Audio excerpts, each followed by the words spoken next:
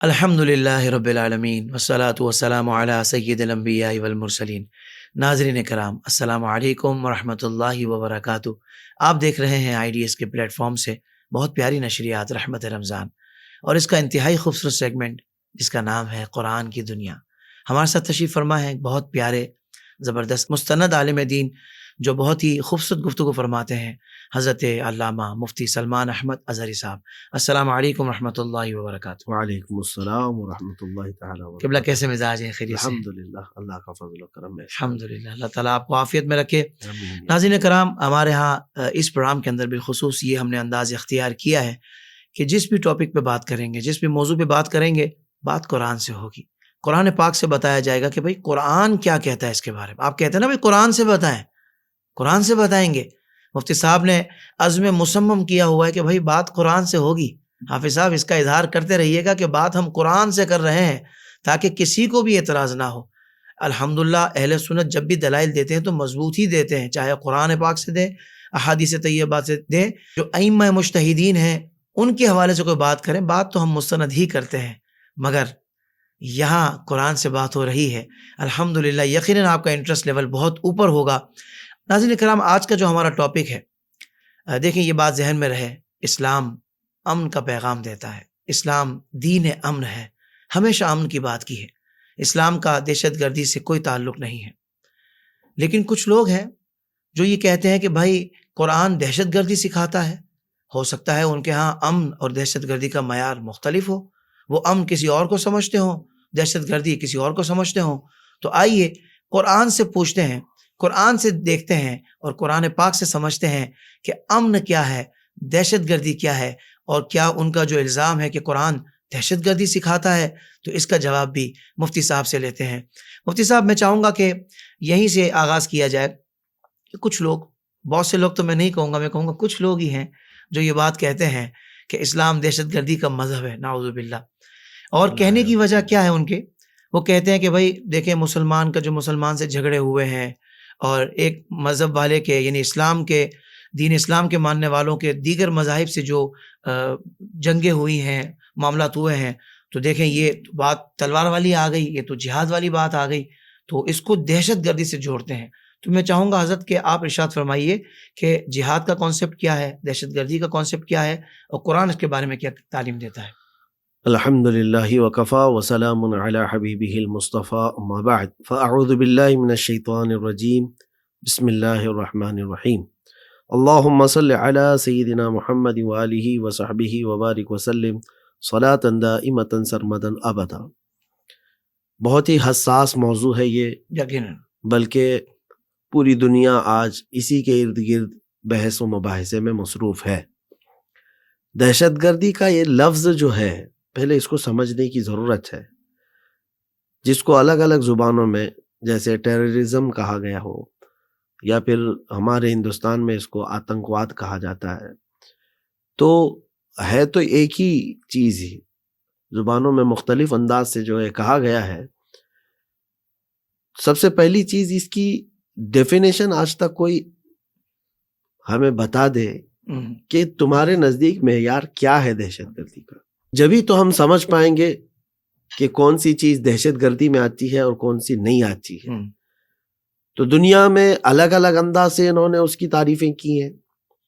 دہشت گردی کی بعض لوگوں نے یہ تعریف کی ہے کہ وہ ایسا شخص جو دہشت پھیلاتا ہو، لوگوں کو ناجائز طریقے سے خوف میں رکھتا ہو۔ تو یہی تو ہو گیا کہ دہشت یعنی دہشت میں ڈالنا، خوف میں ڈالنا، کسی کی جان لے لینا، یا کسی کو کڈنیپ کرنا، یا ناحق کسی کا راستہ روکنا، یہ ساری چیزیں دہشت گردی میں آتی ہیں۔ لیکن پھر بھی میں کہتا ہوں کہ دنیا کے پاس پوری ڈیفینیشن آج بھی موجود نہیں ہے۔ صحیح۔ خیر، اب آپ نے جو سوال کیا ہے کہ اسلام سے دہشت گردی کو جوڑا جاتا ہے یا قرآن سے جوڑا جاتا ہے، تو یہ آج کی بات نہیں ہے، یہ کافی سالوں سے اس کو شاطر قسم کے لوگ، ظالم قسم کے لوگ، جنہوں نے اسلام کو ٹارگٹ نمبر 1 پر رکھا ہے، وہ یہ پروپیگنڈے پھیلاتے ہیں۔ اس طرح کے پروپیگنڈے جو ہے مکہ میں بھی پھیلائے گئے تھے جب رسول کریم صلی اللہ تعالیٰ علیہ وسلم نے دعوت و تبلیغ شروع فرمائی تھی۔ پروپیگنڈوں کی دنیا جو ہے بہت پرانی ہے، لیکن حقیقت جو ہے اللہ تبارک و تعالیٰ لوگوں کے بندوں کے دلوں میں ڈال دیتا ہے. کیا وجہ ہے کہ پوری دنیا آج کرنٹ میڈیا، پرنٹ میڈیا سارا استعمال کر کے اسلام کو اس قدر برا چہرہ پیش کرنے کی کوششیں کی جو پچھلے 100 سالوں سے میں آپ کو یہ کہہ رہا ہوں. باوجود اس کے اینالائز کرنے والے یہ بھی بتاتے ہیں کہ سب سے زیادہ پھیلنے والا، نشر ہونے والا اس روئے زمین پر کوئی دین ہے تو اسلام ہے. کیا بات ہے آج بھی. سبحان اللہ سبحان تو تم نے تو اپنی پوری طاقتیں لگا دی، ایڑی چوٹی کا زور لگایا، لیکن اس کے باوجود اسلام دلوں کے اندر گھر کر رہا ہے. کیونکہ پروپیگنڈا زیادہ دن تک نہیں چل سکتا. جاہلوں کو یہ بیوقوف بنانے کے لیے استعمال کیا جا سکتا ہے، لیکن ایک سینس رکھنے والا اور ایک دل کی دنیا کو بیدار رکھنے والا جب پڑھتا ہے تو وہ اسلام کا شہدا ہی ہو جاتا ہے. کیا بات ہے، واہ واہ. ظاہر سی بات ہے اب ہم کو آگے بتانا ہے آپ کو کہ کیا حقیقت میں ایسا ہے یا پھر کچھ باتیں ایسی ہیں جن کی وجہ سے یہ پروپیگنڈا پھیلایا جاتا ہے. دیکھیں جتنے پروپیگنڈا پھیلانے والے ہیں اسلام کی سے دہشت گردی کو جوڑ کر یا قرآن سے دہشت گردی کو جوڑ کر، ان کے پاس جو دلیلیں ہیں نا وہ یہی ہیں کہ جنگوں کے جو تذکرے آئے ہیں، منافقین کے سلسلے میں جو سختیاں آئی ہیں، مشرکین کے حوالے سے جو معاملات آئے ہیں، لیکن ان کو اس کے بیک گراؤنڈ سے کوئی لینا دینا نہیں ہے. کہ آیتیں کب اتری تھی، ان کا پس منظر کیا تھا، کون سے حالات تھے، اس سے ان کو کوئی بحث و مباحثہ نہیں. وہ آیت لیں گے، کوٹ کریں گے اور کہیں گے قرآن یہ سکھاتا ہے. صحیح کہ قرآن میں ہے کہ جہاں مشرکین کو پاؤ قتل کر دو، جہاں کفار کو پاؤ قتل کر دو. اس کا سینیریو کیا رہا ہے، اس کا بیک گراؤنڈ کیا رہا ہے، اس سے ان کو کوئی بحث نہیں. کیونکہ اسلام کی شروعات میں رسول کریم صلی اللہ تعالی علیہ وسلم نے جب تبلیغ شروع فرمائی، میں چیلنج کے ساتھ کہتا ہوں 13 سال حضور پاک صلی اللہ علیہ وسلم نے مکہ میں دعوت اسلام پیش فرمائے. 13 سال، ٹوٹل 23 سال ہے جو حضور اکرم صلی اللہ تعالی علیہ وسلم کے اعلان نبوت سے لے کر آپ کی وفات تک حضور کی زندگی میں جو دعوت اسلام ہے وہ 23 سال ہے. صحیح. لیکن اس کا زیادہ حصہ 13 سال مکہ میں گزرا. صحیح. لیکن میں چیلنج کے ساتھ کہتا ہوں ایک بھی جنگ مجھے مکہ میں بتا دیں رسول پاک صلی اللہ تعالی علیہ وسلم نے تلوار اٹھائی ہو، صحابہ نے تلوار اٹھائی ہو، جبکہ اتنے ظلم ہوئے ہیں وہاں پر، اتنی ایذائیں ہیں کہ جن کو آج یہ ظالم نہیں بیان کرتے. یہ اسلام کو دہشت گردی سے جوڑنے والے، قرآن کو دہشت گردی سے جوڑنے والے کبھی یہ بات بتائیں کہ بلال حبشی کو جو انگاروں پر سلایا جاتا تھا وہ کیا تھا؟ حضرت خبیب ابن عدی کی ناک کاٹ دی گئی، ہونٹ کاٹ دیے گئے، کان کاٹ دیے گئے، آنکھوں میں سلائیاں پھیر دی گئیں، ناخنوں کو پکڑ سے کھینچا گیا. یہ کیا تھا؟ یہ کیا تھا؟ کیا مومنین کی طرف سے جنگ بھڑکائی گئی تھی؟ یہ سب جو یہاں 13 سال تک ہوتا رہا، 3 سال تک تو رسول کریم صلی اللہ علیہ وسلم کا سوشل بائیکاٹ کر کے رکھا. نہ کھانے پینے کی کوئی چیز پہنچنے دیتے تھے، حتیٰ کہ روایات میں ہے ان سالوں میں اللہ کے نبی صلی اللہ علیہ وسلم پتے کھائے اور چمڑے ابال کر کے کھائے. اللہ، یہ کیا تھا؟ یہ کبھی ذکر کرتی ہے یہ دنیا کہ مکہ والوں نے تو ظلم کے پہاڑ توڑ دیے. جی. حضرت عمار بن یاسر کو تو آگ میں جلاتے تھے لوگ. اللہ اللہ. حضور اکرم صلی اللہ تعالی علیہ وسلم گزرتے ہوئے دیکھ کر کے یہ فرماتے تھے کونی بردم و سلامن علی عمار. اللہ، یہ جو حالات ہیں اس کو بتایا کسی نے؟ حضرت سمیہ ان کو گھوڑے کے پیروں سے باندھ کر کے مکہ کی گلیوں میں دوڑایا، اور جب وہ ایک چوراہے پر پہنچی تو ان کی شرمگاہ پر تیر مار کر ابو جہل نے مار دیا، شہید کر دیا. یہ سب معاملات کیا ہیں؟ یہ دہشت گردی نہیں ہے؟ دہشت گردی کا کمال تھا، یہ عروج تھا، مکہ والوں کی طرف سے عائد کیا ہوا تھا 13 سال تک. اب میں دنیا سے پوچھتا ہوں کہ اگر کوئی ناحق تمہارے گھر پر، تمہارے بچوں پر، تمہارے احباب پر حملے کرتا جا رہا ہو تو تمہارے پاس حق کیا رہے گا؟ ڈیفنس کا کوئی تو حق ہوگا. تو کیا ڈیفنس کا حق استعمال ہی نہ کریں؟ 13 سال تک یہ صبر آزما جو احوال گزرے، پھر ہجرت کے بعد مدینہ طیبہ میں اللہ کے نبی صلی اللہ تعالی علیہ وسلم کو حکم ہوا کہ اب آپ ڈیفنس کریں. اب کیونکہ اسٹیبلش ہو چکی ہے اسلامی سلطنت، تو اب یہاں پر بھی ان کو سیند مارنے شب خون مارنے کی اجازت نہیں ہوگی. تو میں آپ کو یہ بیک گراؤنڈ بتا رہا ہوں کہ جہاں جہاد کا ذکر آیا یا جتنے بھی جہاد ہوئے ہیں وہ مدنی زندگی میں ہوئے. بالکل صحیح. حضور کے ہجرت کرنے کے بعد. کیونکہ چلیے میں آپ کے سامنے یہ بات رکھتا ہوں, مکہ میں حضور پاک صلی اللہ تعالیٰ علیہ وسلم تبلیغ فرما رہے تھے, کفار کو برا لگ رہا ہے, مشرکین کو برا لگ رہا ہے. اس کے بعد پھر زیادہ سے زیادہ کیا کرنا چاہیے تھا؟ حضور تو وہاں سے نکل کر کے 450 کلومیٹر دور چلے جا چکے نا, ہجرت فرما کر. خود بھی گئے, صحابہ بھی چلے گئے. اب کیا رہ جاتا ہے؟ مدینہ طیبہ جا کر آباد ہوئے, لیکن ان کی دشمنی کم نہیں ہوئی مکہ والوں کی.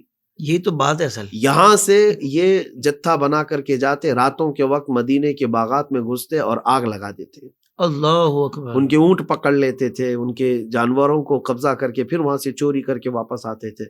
کوئی بھی سینس رکھنے والا ایک عام انسان بھی سمجھے گا جب تمہارے وطن میں نہیں ہے, ہجرت کر کے آ چکے ہیں, مدینے میں آباد ہیں, تو پھر تمہارا ان سے کیا اس طرح کا لینا دینا رہ گیا. لیکن جب یہاں آ کر کے بھی شب خون مارنے لگے, تب حضور اکرم صلی اللہ تعالیٰ علیہ وسلم نے صحابہ اکرام کو اٹھنے کا حکم دیا, کیونکہ اللہ کا حکم آیا. اب اور آگے میں بڑھتا ہوں کہ قرآن پاک کی کچھ آیتوں کو لے کر کے بھی, یہ تو ہوئی بات جہاد کی. صحیح. جہاد کی ابتدا یہاں سے ہوئی کہ دیکھیں اپنے ڈیفنس کے لیے, اپنی سلطنت کی اور اپنی ریاست کی بقا کے لیے اس کا ہونا ضروری ہے. بالکل صحیح. کیونکہ پوری دنیا کی آج کنٹریز میں جا کر کے آپ دیکھ لیں, ہر ایک کنٹری فوج رکھتی ہے یا نہیں ہے؟ بالکل ہے. پولیس ہے, فوج ہے. کیوں ہے؟ ریاست کی بقا, ریاست کے تحفظ کے لیے یہ ہونا ضروری ہے.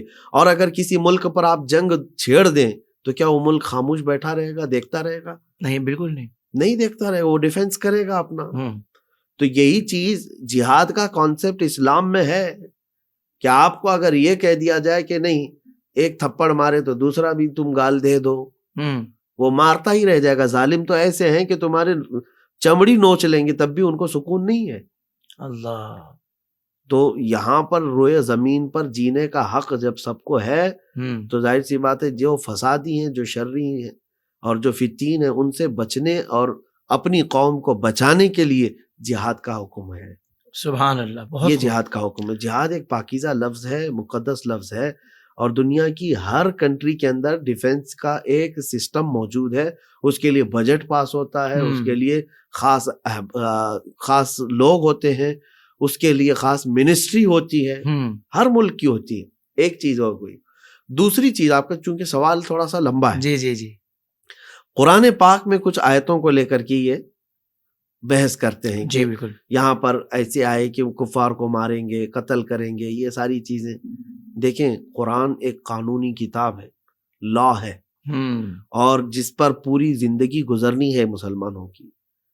مجھے ایک بات یہ بتا دیں, میرا چیلنج ہے, پوری دنیا کے جتنی کنٹری چلانے والی پارلیمنٹس ہیں, چاہے وہاں پر بادشاہت چلتی ہو, چاہے وہاں پر جمہوریت ہو یا اشتراکیت ہو یا پھر کمیونزم ہو, کوئی بھی سسٹم چل رہا ہو, لیکن قانون تو کہیں نہ کہیں ایک جگہ ہوگا. عدلیہ تو ہوگی ہر ملک میں, عدالت سب جگہ ہے, سب جگہ ہے.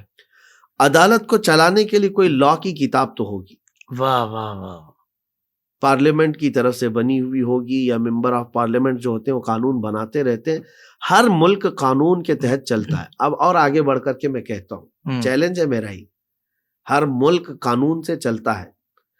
اب ایک بھی کسی ملک کے قانون کی کتاب مجھے لا کر کے بتا دیں جس میں سزاؤں کا ذکر نہ آیا ہو. کوئی قانون ایسا ہو سکتا ہے؟ کوئی بھی قانون, کسی بھی ملک کا قانون ایسا نہیں ہو سکتا جس میں سزاؤں کا ذکر نہ ہو. جرم کیے جائیں گے ان کے لیے حدود, قصاص, یہ جو معاملات اسلام نے رکھے ہیں یہ ہر ملک کے قانون میں موجود ہوں گے. لا, آپ کے ہاں جو قوانین ہوں گے جا کر کے آپ معلوم کریں وکلا سے, ایڈوکیٹ سے, وہ بھی بتائیں گے. چوری کریں گے تو ہمارے قانون میں یہ سزا ہے, زنا کریں گے تو ہمارے قانون میں یہ سزا ہے. ہر ملک کوئی نہ کوئی سزا رکھا ہوا ہے, اگرچہ سزاؤں کا انداز الگ الگ ہے. صحیح. اور وہی سزاؤں کا انداز قرآن نے بتایا تو تم کو دہشت گردی لگنے لگ گئی. اور مفتی صاحب, سزائیں تو پہلے بھی ہوتی تھی نا، پرانے زمانے میں بالکل بھی، ہوتی تھی. مگر عدل و انصاف نہیں ہوتا تھا. قرآن نے جو سزاؤں کا قانون بھی دیا تو عدل و انصاف کے ساتھ دیا. بالکل بالکل یہ کمال بات ہے نا. یہ کمال کی بات ہے. اچھا، اور ایک بات میں آپ کو بتا دوں، یہ تو اب کی صدیوں میں یہ دہشت گردی کا لفظ آیا ہے اور تم جوڑ رہے ہو، اور جن کے زمانے میں قرآن اترا تھا ان کفار و مشرکین میں سے کبھی کسی نے نہیں کہا کہ قرآن دہشت گردی سکھاتا ہے جی، یا خوف دلاتا ہے یا ڈر سناتا ہے، یعنی لوگوں کے اندر ہیبت طاری کرتا ہے، زور زبردستی. کوئی ایک کافر کی طرف سے یا نان مسلم کی طرف سے ایسی بات نہیں آتی تھی.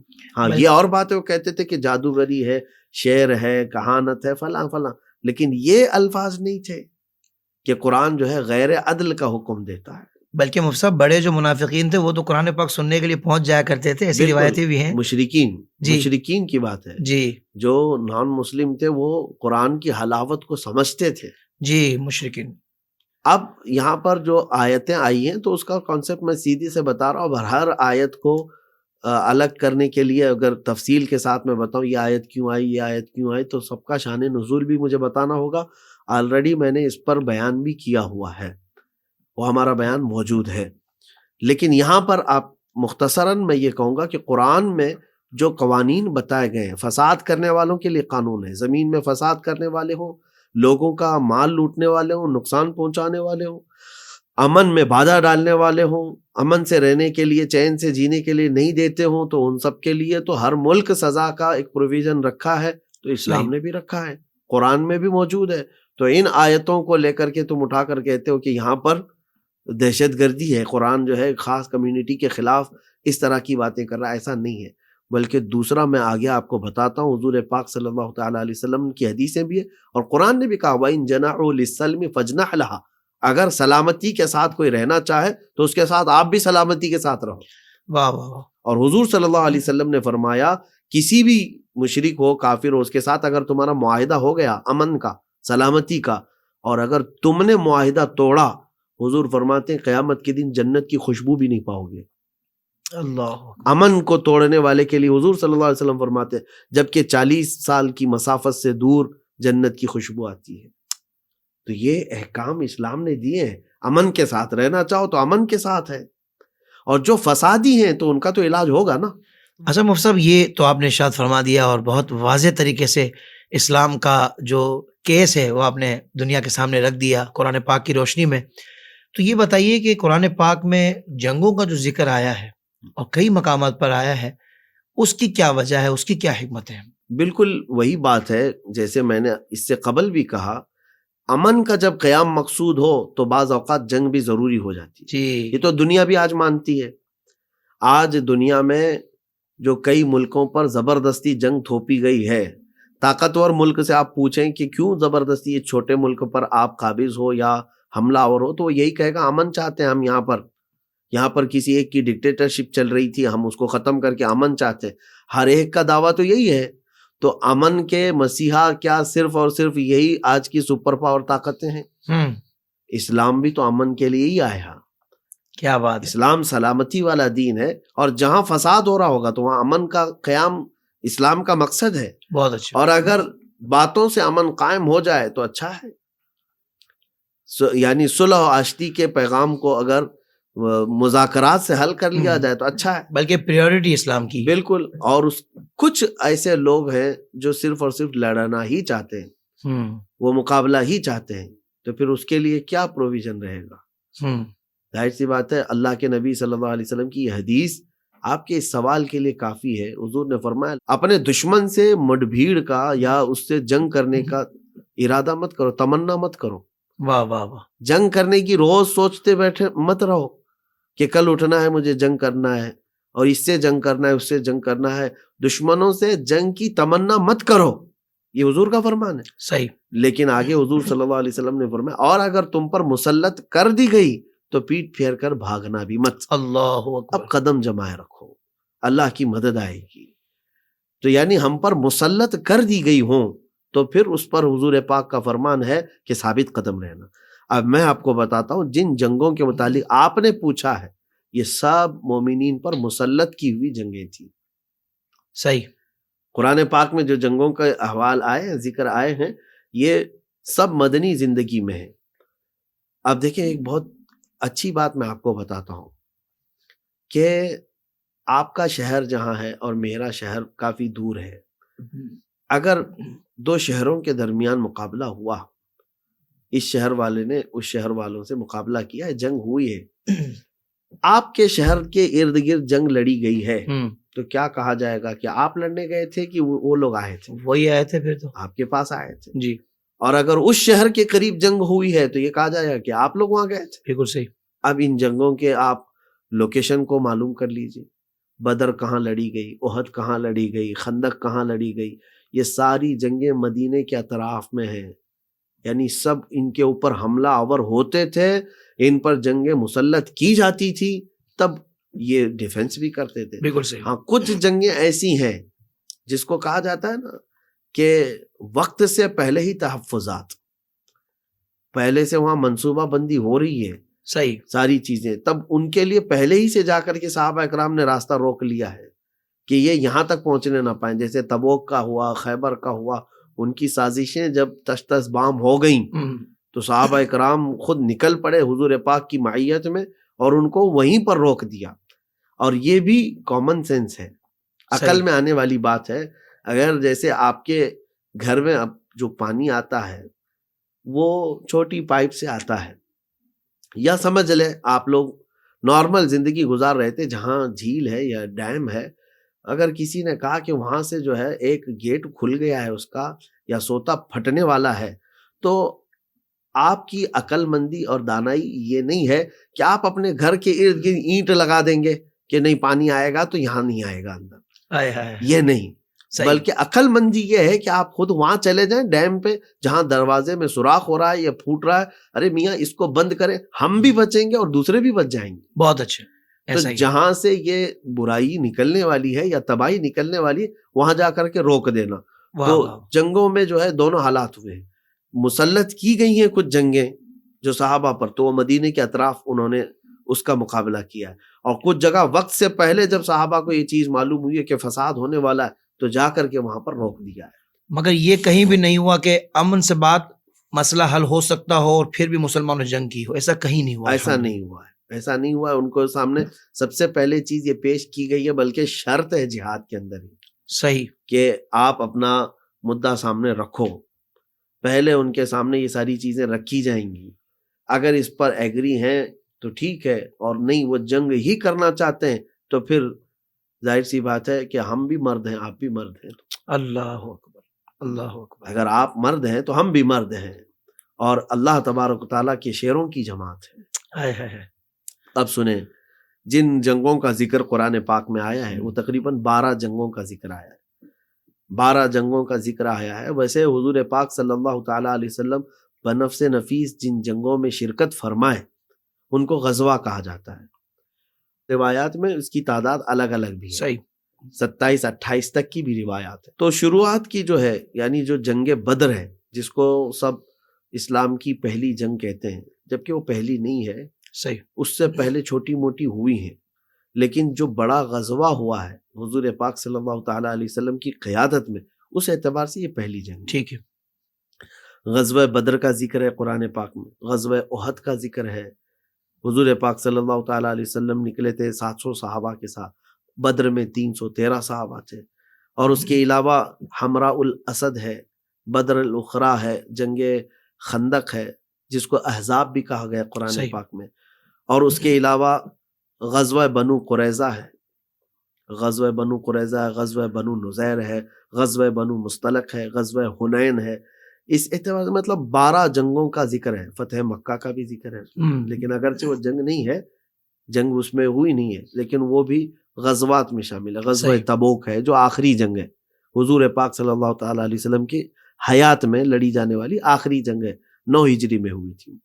ان سب جنگوں کی اگر میں پس منظر بتاؤں تو 12 جو جنگیں ہیں نا تو کم از کم 12 گھنٹے تو لگیں گے. اللہ اکبر. اگر آپ اجازت دیتے ہیں تو ہم 12 گھنٹے بیٹھیں گے. اس پروگرام میں تو حضرت ممکن نہیں ہے، لیکن دل تو چاہتا ہے حضرت کے واقعی دنیا کو بتایا جائے کہ کیا پس منظر تھے اور کیا سینیریو تھا، اور کس طرح مسلمان ڈیفنس کے طور پر آگے بڑھ کر صرف دین کی سربلندی کے لیے اور دنیا میں امن قائم رہے، اس کے لیے انہوں نے تلوار اٹھائی. نہیں تو اسلام ہمیشہ امن کی بات کرتا ہے، امن و آشتی کی بات کرتا ہے، اور جب تلوار اٹھائی تو تلوار کے ذریعے بھی امن ہی قائم کیا، نہ کہ کسی کو دہشت زدہ کیا، خوف زدہ کیا، بلکہ دہشت کو ختم کرنے کے لیے ہمیشہ کے لیے ایک ایسا نظام اسلام نے دیا الحمدللہ کہ جہاں جہاں اسلام کا نظام نافذ ہے وہاں پر امن قائم ہے الحمدللہ.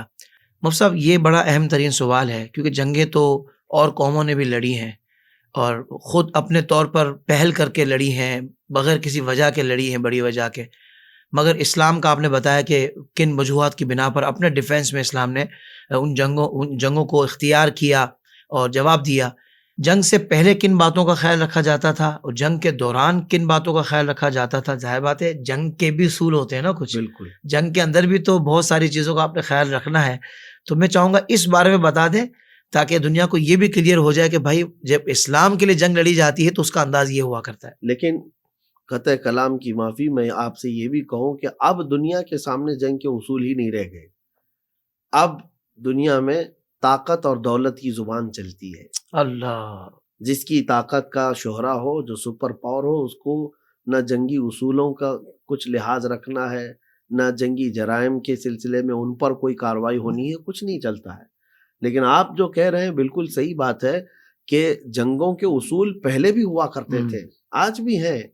اس وقت جنگوں کے اصول جو تھے ان کو بھی اسلام نے ختم کیا. جیسے جنگ کرتے ہوئے اگر مخالف قوم کی طرف سے جو قیدی گرفتار ہو کر کے آتے ہیں فاتح قوم کے پاس، تو اصول تو یہ تھا کہ ہر قیدی کی گردن ماری جائے. صحیح. لیکن اسلام نے اس اصول کو ہی ختم کر دیا. اللہ اکبر. نبی پاک صلی اللہ تعالی علیہ وسلم کا واضح فرمان ہے کسی بھی قیدی کو قتل نہیں کیا جائے گا، نہیں مارا جائے گا. اب وہ قید ہو کر کے تمہارے ہاتھ میں آیا ہے تو اس کو قتل نہیں کیا جائے گا. صحیح. اور جنگ بدر میں دیکھیں 70 قیدی حضور پاک صلی اللہ علیہ وسلم کے دربار میں لائے گئے تھے، اور حضور اکرم صلی اللہ تعالیٰ علیہ وسلم نے ان کے متعلق مشورہ صحابہ سے فرمائے بھی. تو حضرت صدیق اکبر رضی اللہ تعالیٰ عنہ کے مشورے پر یہ عمل ہوا تھا کہ آپ نے فرمایا تھا کہ ان کے پاس اگر فدیہ ہو تو لے کر چھوڑ دیا جائے. تو ان کو فدیہ لے کر کے چھوڑا گیا. لیکن جس کے پاس کچھ مال نہیں تھا ان کو یہ آپشن دنیا میں پہلی مرتبہ یہ سسٹم لایا ہے حضور پاک صلی اللہ علیہ وسلم نے کہ اگر کوئی فن جانتے ہو تو میرے 10 صحابہ کو وہ فن سکھاؤ اور آزاد ہو جاؤ. اللہ اکبر. واہ واہ واہ. جنگوں میں کوئی تعلیم کا اور فن کے حصول کا سوچ سکتا ہے؟ ہائے ہائے ہائے. لیکن یہ نبی رحمت صلی اللہ تعالیٰ علیہ وسلم ہے.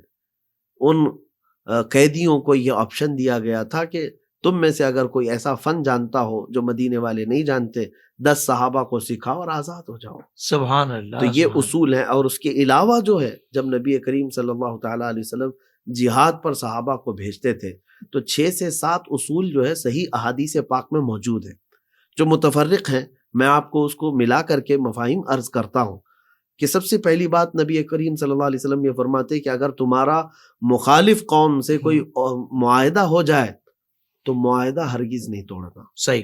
اس کو بددیانتی کہا گیا ہے. اور حضور نے فرمایا معاہدہ توڑنا اتنا بڑا گناہ کہ جنت کی خوشبو نہیں پاؤ گے. اللہ. اور حضور اکرم صلی اللہ تعالیٰ علیہ وسلم کے اب آگے کے فرامین کہ اب تم تلوار اٹھا رہے ہو تو تلوار کے بھی حقوق ہے. واہ واہ واہ. حضور اکرم صلی اللہ علیہ وسلم کا فرمان کسی بوڑھے کو نہیں مارنا، کسی بچے کو نہیں مارنا، کسی عورت کو نہیں مارنا. اللہ اکبر. اور اس کے علاوہ تو خاص فرمان تو یہ ہے کہ جو اہل جنگ ہے بس ان سے مقابلہ کرنا، جو جنگ سے ریلیٹڈ نہیں ہے ان سے کوئی بات نہیں کرنا. صحیح. کیا یہ ان اصولوں پر آج کی جنگیں ہوتی ہیں؟ کہاں ہوتی ہے حضور. اب تو اسی وجہ سے میں اکثر یہ کہا بھی کرتا ہوں کہ زمانہ نبوی میں جو جنگیں ہوئی ہیں نا، حیرت ہوگی حافظ صاحب آپ کو کتنے لوگ قتل ہوئے تھے پتہ ہے؟ 250 کے آس پاس لوگ قتل ہوئے ہیں. اب آپ کو میں بتاؤں یہ تو 10 سالوں کے اندر لڑی جانے والی جنگوں کا ذکر میں کر رہا ہوں جس میں 250 کے آس پاس لوگ قتل ہوئے. اور اب کی دنیا کی طاقت کے پاس آپ آئے. اب کیا آپ فرسٹ ورلڈ وار کی تاریخ پڑھیں جس میں 3 کروڑ لوگ مارے گئے تھے. اللہ اکبر. سیکنڈ ورلڈ وار میں 5 کروڑ کے قریب لوگ مارے گئے. کروڑ کی بات کر رہا ہوں، 1000 بھی نہیں، لاکھ بھی نہیں. تو یعنی انسانوں کی زندگی کی کوئی ویلیو ہی نہیں ہے. اور یہ امن کے چیمپئن بنے اور یہ امن کے بڑے علم بردار ہیں. اللہ. اور آج فی زمانہ جو چیزیں چل رہی ہیں اس میں آپ دیکھیں 20,000 نہتے فلسطینیوں کا قتل ہو گیا. اللہ. دنیا اس کو دہشت گردی نہیں کہتی ہے. اور اس میں سے تقریباً 8,000 بچے ہیں. 8,000 بچے ہیں. وجوہات جو بھی رہی ہوں ان لوگوں کے لڑائیوں کی جنگوں کی جو بھی وجوہات رہی ہوں گی, جیسے آج معاملات ہے کہ انہوں نے پہلے اٹیک کیا, ہم اس کے ڈیفنس میں یہ کر رہے ہیں, اور ڈیفنس کے نام پر جب تم کو ڈیفنس کا اتنا بڑا حق حاصل ہے کہ تم 20,000 نہتے لوگوں کو مار سکتے ہو, اور جنہوں نے اٹیک کیا ان کو تو پکڑے ہی نہیں تم, مقاصد کچھ اور ہوں گے نا. یہ تو سوال آج اسرائیل کی عوام بھی کر رہی ہے کہ جن کے لیے جنگ چھیڑی گئی وہ کہاں ہیں, وہ تو ختم ہی نہیں ہوئے. لیکن ان کے آڑ میں 8,000 بچے جو ابھی کھلے بھی نہیں تھے, تم نے ان کی زندگیاں چھین لی. اللہ. اور حافظ صاحب حیرت کی بات ہے کہ دنیا کیا اس کو اب بھی دہشت گردی نہیں کہتی. مارے گئے سو مارے گئے, جن بچوں کا قتل ہو گیا وہ شہادت کی موت چلے گئے. ٹھیک ہے, موت کا درد ایک بار آتا ہے, لیکن اس کے علاوہ جو پل پل جن کی آج موت ہے, جلے ہوئے کٹے ہوئے ایسی حالتوں میں ہے کہ وہ اپنے ہاتھ سے اٹھا کر کھانا نہیں کھا سکتے, بے یار و مددگار. اور ان کی زندگیوں کو تم نے جو اجیرن بنایا وہ مرے بھی نہیں ہیں, لیکن روز ایک موت کے برابر ہے ان کے لیے. اور مفصل ساری دنیا کا یہ اصول ہے کہ طبی سہولیات تو پھر بھی فراہم کی جائے, مگر وہاں اس کا راستہ بھی روکا ہوا ہے. تو دہشت گردی ہاسپٹلس کو حضرت ختم کیا جا رہا ہے مار کر, ایسا کبھی زندگی میں نہیں سنا تھا ہم نے. تو دہشت گردی کہاں ہے؟ اب اسلام کے اصولوں کی طرف ہم آتے ہیں. یہ تو میں نے کہا کسی بچے کو قتل نہیں کرنا, کسی بوڑھے کا قتل نہیں کرنا, اور کسی عورت کا قتل نہیں کرنا. حتیٰ کہ حضور پاک صلی اللہ علیہ وسلم نے فرمایا جس ملک میں جاؤ گے وہاں کی عبادت گاہوں کو مسمار نہیں کرنا. یہ نہیں ہے کہ وہ اسلام ہی ہے, جس بھی مذہب کی عبادت گاہیں اس کو مسمار نہ کرنا. اور جانے آنے کے راستے میں جو درخت پھل پودے جو بھی نظر آئیں ان میں پتے تک نہیں اکھاڑنا. اللہ, یہ جہاد کے اصول ہیں اسلام کے. اللہ. اچھا, یہ تو فرامین نبوی ہیں, اصول یہی ہے ہمارا.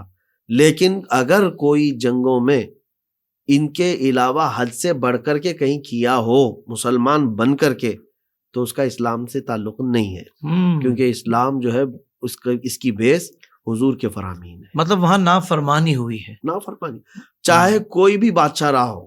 ابھی اگر ہم کو یہ پیش کریں کہ فلاں اسلامی بادشاہ نے یہ کیا, فلاں اسلامی بادشاہ نے کیا, بادشاہ کا کرنا اسلام کے لیے دلیل نہیں ہے. کیا کہنے ہیں مفتی صاحب, واہ واہ. کسی کا بھی کرنا یہ اسلام کے لیے دلیل نہیں. اسلام کے لیے دلیل قرآن اور حدیث ہے. ہاں, جس نے کیا وہ جواب دے گا. وہ جواب دے گا. اگر اس نے حد سے تجاوز کیا ہے تو ہم اس کی مذمت کرتے ہیں. بہت اچھے کہ وہ حضور کے فرامین کو چھوڑ کر آگے بڑھا ہے, وہ چاہے اپنے وقت کا کتنا بھی پرہیزگار رہا ہو. حضور پاک صلی اللہ علیہ وسلم نے فرمایا جلا کر کسی کو نہیں مارنا, کہ آگ کا عذاب صرف آگ کے پیدا کرنے والے کو زیب دیتا ہے. اللہ اکبر. تو ویسے تو بات طویل ہو جائے گی, لیکن بس اتنی باتیں میں عرض کر رہا ہوں کہ اسلام جو ہے جہاد کے اصول بتایا ہے اور جنگوں کے اصول بتایا ہے. لیکن آج دنیا جو اسلام کو بلیم کر رہی ہے وہ خود اپنے گریبان میں جھانک کر کے دیکھے, ان کے پاس کوئی قانون نہیں, کوئی اصول نہیں. جو قیدی ان کے پاس گرفتار ہو کر کے آ گئے ان کے ساتھ کیا سلوک کرتے ہیں. بہرحال اللہ تبارک و تعالی اپنے جو محبین ہیں مومنین ہیں ان کو یہ اس بات کی توفیق دے کہ وہ ان کے پھیلائے ہوئے پروپیگنڈوں سے نروس نہ ہو. واہ واہ مفتی صاحب, بہت کمال آپ نے گفتگو فرمائی ہے. نہ ان سے متاثر ہونے کی ضرورت ہے, نہ نروس ہونے کی ضرورت ہے, اور نہ ان کی مثالیں امن کے لیے دینے کی ضرورت ہے, کیونکہ امن کی مثال اگر دینی ہے تو وہ صرف اسلام دے سکتا ہے, اور اسلام کے چاہنے والے ہی دے سکتے ہیں جنہوں نے ہسٹری تاریخ رقم کر دی اپنے عمل سے یہ کام کر کے کہ دیکھیں اسلام کسی کو ختم کرنے نہیں آیا. اسلام اور قرآن چاہتا ہے کہ بس امن, ہر طرف امن و آشتی ہو, اور جہاں فساد ہو بس فساد کو ختم کیا جائے. اللہ اکبر. وہ بھی اصولوں پر چلتے ہوئے اور بہت ایک طریقے کے ساتھ جو نبی پاک صلی اللہ علیہ وسلم نے عطا فرمایا. مفتی صاحب آپ کا دل سے شکریہ, آپ نے اتنے حساس موضوع پر بھی اتنی کمال گفتگو, بڑی بیلنس گفتگو آپ نے فرمائی ہے کہ کاش لوگوں کے دلوں میں یہ بات اتر جائے. انشاءاللہ یقیناً فائدہ ہوگا.